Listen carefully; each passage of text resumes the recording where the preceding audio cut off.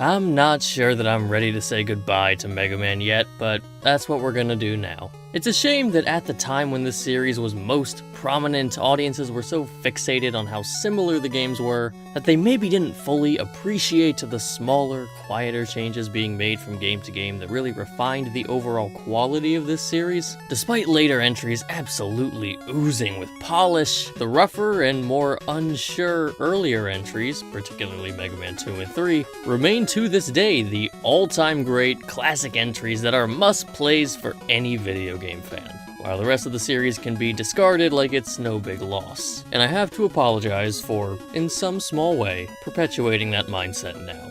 Why were Mega Man 2 and 3 so exciting upon their release? Because they were ambitious. Perhaps more ambitious than the series would ever be. And that's doubly true for Mega Man 3. For the first time ever, Mega Man had a new move added to his regular moveset. He has a new super useful dog friend. The game was a good bit longer than 1 and 2. Indeed, part of the reason that Mega Man 3 does feel so rough is likely because they spent so much time playing with cool ideas that those ideas didn't get to stay in the oven for very long.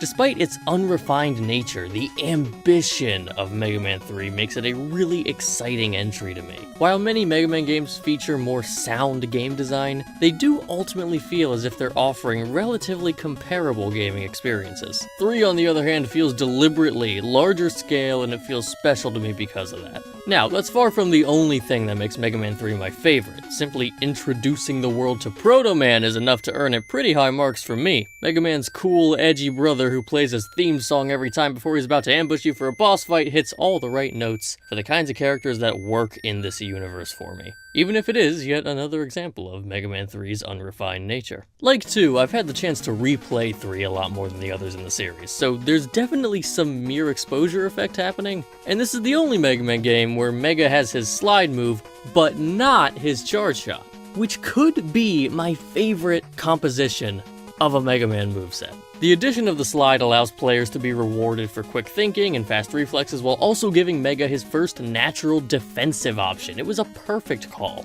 I also appreciate early Mega Man games for being able to take advantage of simpler Robot Master designs. Concepts like Magnet Man, Shadow Man, and Gemini Man are simply perfect for this cool, vaguely Saturday morning cartoonish world, in a similar fashion to Proto Man. And the spread of weapons you get might be my favorite in any Mega Man. Not only did Robot Masters get more bespoke in later Mega Man games, but so did their powers. And I love exploring the crazy creative ideas of later games, but there's something great about the simple utility of Mega Man 3. Magnet Man gives you a homing attack, Needle Man gives you a machine gun, Shadow Man gave the developers a chance to have an actually balanced metal blade. They aren't situational to the level design as Robot Master weapons often are, they just feel like the chance for the player to cater their weapon to their playstyle, and that adds a lot to the Mega Man 3 experience for me. I love running around with Needle Man as my default weapon.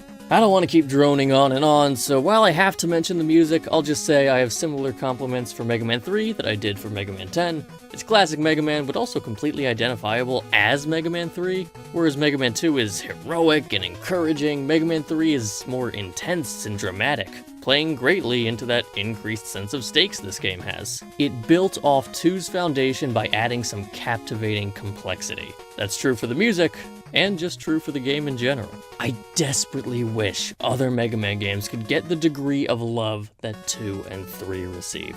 But I can't be too upset that they get to hog the spotlight, as for the time being, Mega Man 3 is my favorite.